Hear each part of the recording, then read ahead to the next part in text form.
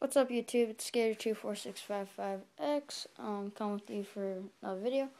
This video is gonna be a care video on the Rhacodactylus genus. The species, pretty much my Crested geckos and the two gargoyles. So let's get started. So let's first start with enclosure-wise. So this is for enclosure. It's just going to be based on a plain setup for an enclosure. For substrate, I use paper towel. I clean it out once it gets I clean it out like maybe once a week. You definitely want to hide for them to hide in, even though they usually hide under the paper towel. A ground plant, maybe a couple if you want. And you definitely want some sturdy sticks going up, as I have here. Especially going up, because these are a very arboreal animal. They really like to climb, as you see. And also, you want at least 2 to 3 plants on the side. See, I have 2. They like to hide in them. Like to use it for grip and for security, like to feel secure. And yeah, definitely a water bowl. Okay, now. So that's the Cresteds, and as you see, I have the same thing for my gargoyles, but except with gargoyles, you definitely want a hollow log going down that goes up, so they have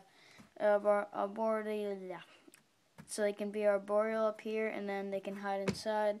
And you also want 2 plants and paper towel if you're breeding.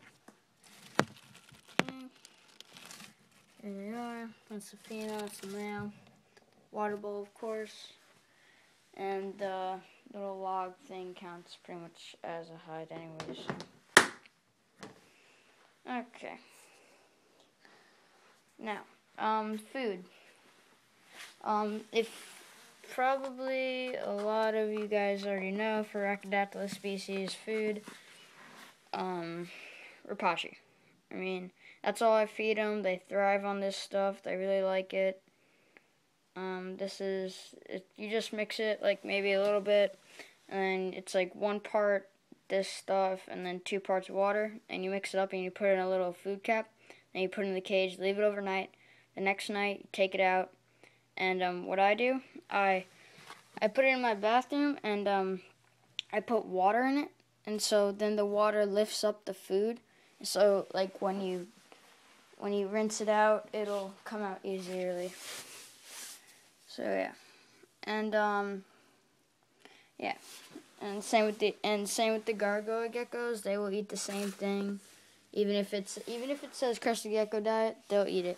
They love this stuff, and they'll eat it. And the next day, see how much they eat. And all this video is like the same for the babies too. My baby's in there. Okay, and now if you're gonna never put 2 males together or a fight will break out. Now let's turn off the red light. So you never want to put 2 males together. It'll end up really bad. It won't be good, and yeah, one of the males will definitely die. So you don't want to have more than 1 male. You can have as many females as you want. You just don't want to be overcrowded. For like this big of an enclosure, 3 geckos at max. I mean, this is my hand. This is the enclosure. I mean, this is a pretty big enclosure. It's an Exoterra. This is my breeding enclosure. And if for 2, like you can put 2 in there and then 1 in there. That's like a 1 cage. 1. So yeah, that's for caging. And then for babies, they don't need anything bigger than that. Just because this was my first baby, I felt like putting it a big enclosure. So yeah. And then heating. Heating, you just want to be between 70 and 80 degrees. These guys don't need a lot of heat. My room usually gets hot enough. My room usually gets maybe 71, and they're fine with that room temperature. And yeah, they're good. Unlike Manny, my Mally or Massix, he needs to be like 100. He's crazy. And yeah, so health and disease-wise, these guys they're very hardy gecko. Like, I'll show you This is a completely healthy gecko. You want to be a big, this is a male. You want to be a big, nice looking adult male crested gecko. Nice looking crests, all fired up, nice coloration. I mean, even when they're not fired up, they should still look good. And you want it to be nice and fat like that. You don't want a skinny little gecko for adults. So yeah, and if their tail falls off, don't worry about it. It could either be from infection, that's where he lost his tail, or some kind of, if they're like stressed out or something. But yeah, the tail isn't really a big deal. If you see other signs, like there's an infection on the body or its head has something to it, if there's a cut, you just want to like wash it with paper towel. And all this care I'm giving to here goes for these guys too. So gargoyle geckos are the same as these, except gargoyle geckos can tolerate lower temperatures, low as 65, so they can tolerate that. And they're both pretty much the same. Both are boreal, both feed on the same stuff, and yeah. So I definitely recommend these guys. They're really hardy.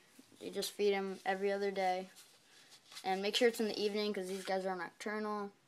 And if any of you guys are wondering where they come from New Caledonia, right above Australia. And yeah, so, and then males usually get as big as females. There's no difference like alligators or something like that. So yeah, and humidity 50 to 75% humidity, and I spray twice a day to keep it up. And yeah, and I'll be making a breeding video too.